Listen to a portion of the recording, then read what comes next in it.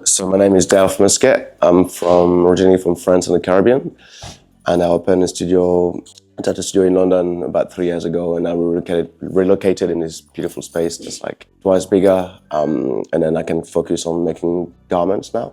I've always made clothes for myself, so I've always designed clothes. I've got a skateboard background, so the thing of DIY is always making things for your own.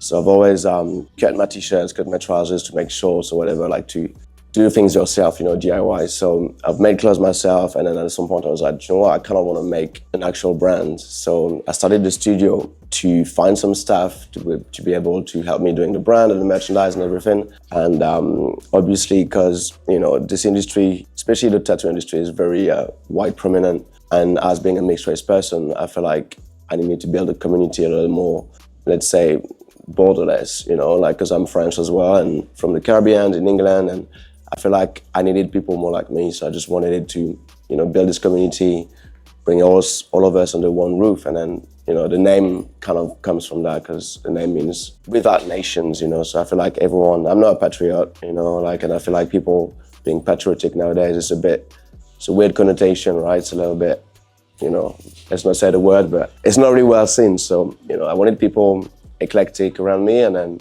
obviously the name came from that.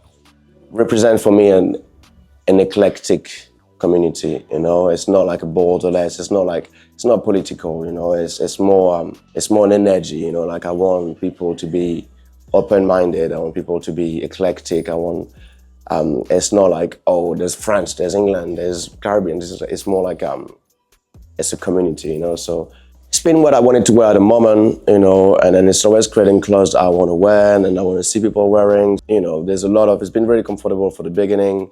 Now I'm going to try to make clothes a little more, defined and refined. Like when you look in the streets, and like I get inspired from people, what I see in the streets or, in parties or like going to work. But I think building a brand in London, the good thing about it, it's that it's super eclectic. People have a good style. People are not scared to try new outfits. So I think when you grow and you start a business in London, you have the opportunity to target and touch so many more people than if I was doing it, for example, in south of France or in the Caribbean where I'm from. Paris is quite a big city, but I feel like in London is eclectic. London is very diverse, so you can do what you want.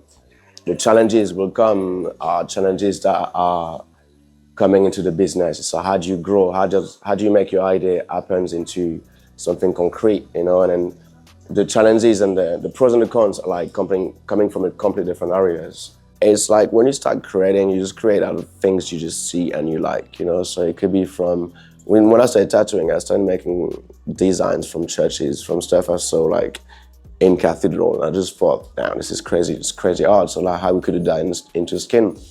And I think what I'm doing with garments now is like saying things from brands like Really Chavaria, for example. It's like a Mexican brand. It's from LA, but it's Mexican and it's very Mexican focused, like it's a new thing that people never seen that before. People know the Cholo culture and all that, but he just brought something new, something fresh. So it's a beautiful thing and obviously it inspires a lot of people. So this is a new example and I just love these big colors he's done. So I was like, I'm gonna do the same with like a jacket that's like more like a coach jacket, which I wear a lot with skateboard brands like Spitfire. I used to have so many jackets like that. So then I'm like, hey, how about I'm gonna mix this with this, and then you start making, your own garments. And I'm gonna try to make things a little more elevated. Like the first collection I had for the brand was actually really well content Sue. And then this year I started doing a little more relaxed outfits, something that I wanted to wear at the time, something more for the winter with the big jumpers and all that. And now I'm gonna go back to, trying to create something a little more distinctive, So the way I see the brand going is the brand is with me, and whatever I want to do, the brand will follow. So as a designer and as a creative, I feel like, I want to design jewelry. I've been designing jewelry. The one I'm wearing on me is like things I designed. Then I can see myself designing furnitures. Imagine someone dressing up every day, putting an outfit on. What do they look at? It's a mirror. So imagine a mirror that's designed with the brand. So if you think of stuff like that, I'm like, it's gonna be fun to create. Having a brand is the universe, right? So if you do all of it and if you can sell all of it, then just might as well do it. If I could define a new collection in 3 words, it will be Diverse is always going to be a word in the brand, you know. I'll say DIY, and I'll say emotion, because it's something that I want to bring out of people. It's like something that makes you feel, you know. So I've always loved Rick Owens, Balenciaga, because, you know, it's obviously very mainstream brands and they're huge, but they're also, you have to remember, designers, you know, and they stand for something. And when you know the background of the brands, you see what they're doing. And one thing I really like with, you know, with Balenciaga is always follow the silhouette of the body. So he started, I think, in like, he was born in 1890, I think, or something like pretty far. And he started making clothes for women. And at the time, the dresses were very, I can't even know how to call it, like they just had so much things that were not needed, you know? And he took off so much to just follow the silhouette of a woman. And that's what Balenciaga has from the beginning. So they really like made minimal shapes. And now you can see that in the clothes till now. Like the shoes are very just minimal, and, you know, and when you know that from this brand, it just gives you an emotion. It's like, oh wow, it just defined the beauty on a woman. And then this designer is pretty much the guy that started that, you know. And then you see Rick Owens, he just accentuates shapes you already know.